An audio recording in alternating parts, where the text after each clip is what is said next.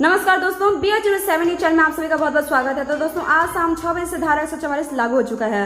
प्रशासन के नियम के अनुसार सभी दुकानें शाम 4 बजे तक बंद हो जानी चाहिए, मगर कुछ दुकानदार इनमें से ऐसे हैं जो ये बात समझने को बिल्कुल भी तैयार नहीं है और शाम 4 बजे के बाद भी वो अपनी दुकानें खुली रखते हैं।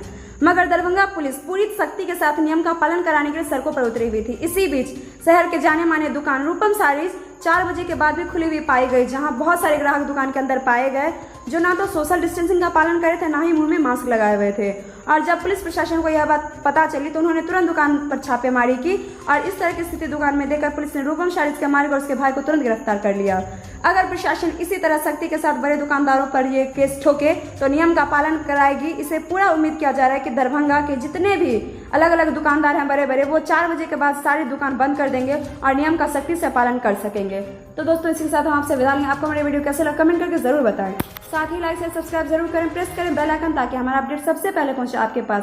साथ ही जैसा कि आप देख रहे हैं कि रूपम सारीज के साथ क्या हुआ है दुकान के साथ, इसी तरह आप भी थोड़ा सा भी लापरवाही ना करते हुए प्रशासन के जो भी नियम है, नियम कानून है, उसको फॉलो करें। गवर्नमेंट के द्वारा जो भी गाइडलाइंस जारी किए गए हैं उसको आप फॉलो करें। घर पे रहें, सुरक्षित रहें। शुक्रिया।